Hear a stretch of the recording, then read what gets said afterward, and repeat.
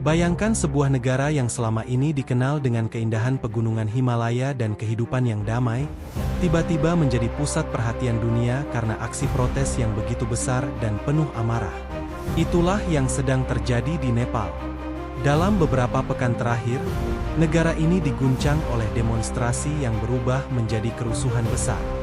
Gedung-gedung pemerintah dibakar, pejabat negara melarikan diri, dan bahkan pemimpin tertinggi negara itu terpaksa mengundurkan diri.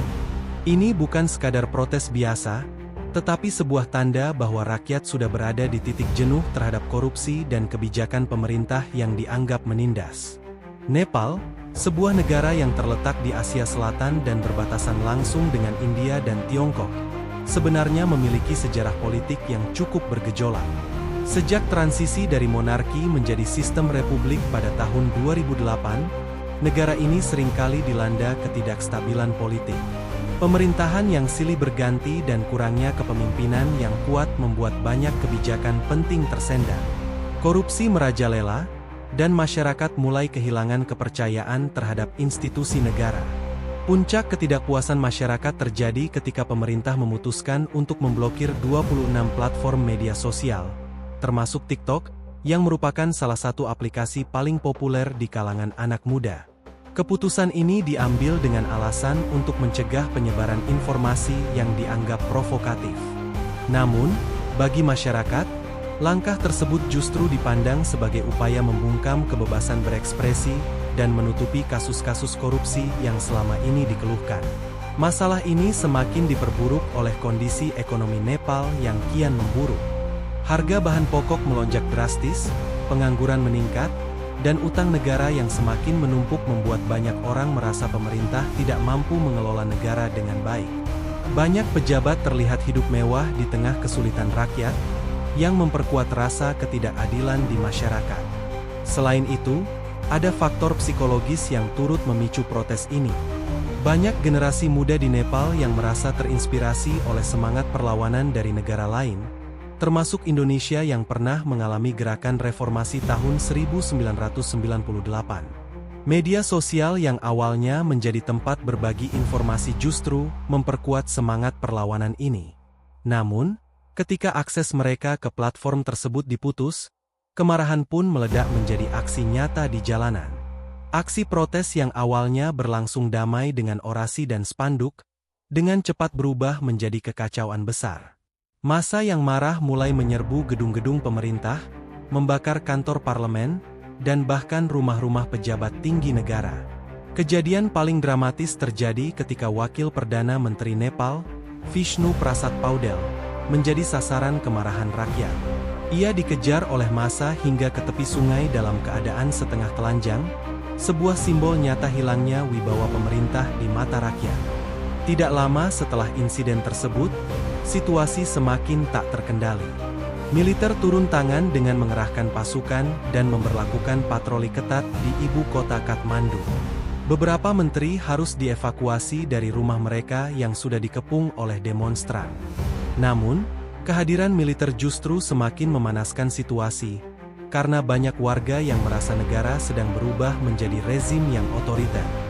Dalam waktu kurang dari 24 jam, protes yang awalnya hanya berkisar pada pembatasan media sosial berubah menjadi gerakan besar yang menuntut pengunduran diri pemerintah.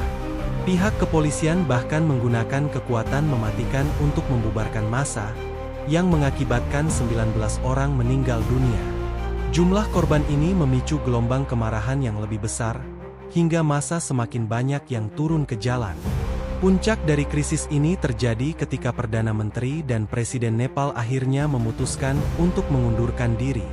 Keputusan ini memang meredakan situasi sesaat, tetapi di sisi lain meninggalkan kekosongan kekuasaan yang sangat berbahaya bagi stabilitas negara. Nepal kini berada di persimpangan jalan, antara peluang untuk reformasi besar-besaran atau terjerumus ke dalam kekacauan yang lebih dalam. Jika kita melihat lebih dalam, krisis di Nepal bukan hanya persoalan internal, tetapi juga memiliki dimensi geopolitik yang cukup kompleks. Nepal berada di posisi strategis antara dua kekuatan besar, India dan Tiongkok. Ketidakstabilan politik di Nepal tentu akan menarik perhatian kedua negara ini, karena mereka memiliki kepentingan masing-masing di wilayah tersebut. India, misalnya, memiliki hubungan ekonomi dan budaya yang erat dengan Nepal, sementara Tiongkok melihat Nepal sebagai bagian dari strategi geopolitiknya di kawasan Himalaya. Di sisi ekonomi, Nepal saat ini berada dalam kondisi yang sangat rapuh. Ketergantungan pada sektor pariwisata membuat perekonomiannya rentan terhadap guncangan politik. Setelah krisis ini meledak, jumlah wisatawan menurun drastis, sehingga menambah tekanan terhadap pendapatan negara. Di sisi lain, utang luar negeri yang semakin besar membuat pemerintah kesulitan melakukan langkah penyelamatan ekonomi.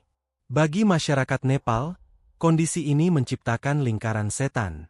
Ketika ekonomi memburuk, rasa ketidakpuasan terhadap pemerintah semakin tinggi. Dan ketika rakyat melakukan protes, situasi politik semakin kacau, yang pada akhirnya memperburuk kondisi ekonomi itu sendiri. Jika tidak ada intervensi internasional atau langkah reformasi yang nyata, Nepal bisa terjebak dalam krisis berkepanjangan seperti yang dialami beberapa negara lain di kawasan. Selain itu, krisis ini juga menunjukkan betapa pentingnya kebebasan berekspresi di era digital. Tindakan pemerintah yang memblokir platform media sosial justru mempercepat runtuhnya kepercayaan publik. Ini menjadi pelajaran bagi negara lain bahwa membatasi informasi di era digital bisa menjadi bumerang yang berakibat fatal, terutama jika dilakukan tanpa komunikasi yang jelas dengan masyarakat. Bagi Indonesia, peristiwa di Nepal ini bisa menjadi pengingat penting. Meskipun kondisi politik Indonesia relatif stabil, isu seperti korupsi, ketidakadilan sosial, dan kebebasan berekspresi tetap relevan. Jika pemerintah tidak transparan dan responsif terhadap keluhan rakyat, potensi ketidakpuasan juga bisa meningkat.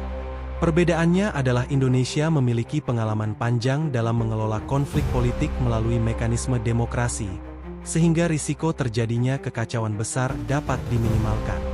Di tingkat global, krisis Nepal menarik perhatian banyak negara dan organisasi internasional. Beberapa pihak mulai menyerukan bantuan kemanusiaan dan mediasi politik untuk mencegah situasi menjadi lebih buruk. Jika Nepal gagal memulihkan stabilitas, ada risiko terjadinya arus pengungsi ke negara-negara tetangga, yang tentu akan menimbulkan masalah baru di kawasan Asia Selatan. Bagi investor internasional, situasi ini menjadi sinyal negatif. Ketidakstabilan politik membuat banyak perusahaan enggan menanamkan modal di Nepal, yang pada akhirnya memperlambat pemulihan ekonomi negara tersebut. Hal ini juga dapat berdampak pada rantai pasok global, terutama jika terjadi gangguan di sektor pariwisata dan perdagangan lintas batas. Indonesia sendiri bisa mengambil pelajaran dari krisis ini dalam konteks diplomasi. Sebagai negara demokrasi terbesar di Asia Tenggara, Indonesia dapat memainkan peran sebagai mediator atau penyumbang ide dalam upaya penyelesaian konflik. Ini juga menjadi kesempatan untuk memperkuat posisi Indonesia di mata dunia sebagai negara yang peduli terhadap stabilitas kawasan. Dalam jangka pendek, Nepal kemungkinan akan mengalami periode ketidakpastian yang cukup panjang. Proses pembentukan pemerintahan baru akan menghadapi banyak tantangan, terutama karena adanya perpecahan di kalangan elit politik. Jika tidak ada tokoh yang mampu mempersatukan berbagai kelompok, krisis ini bisa berlanjut menjadi konflik yang lebih kompleks.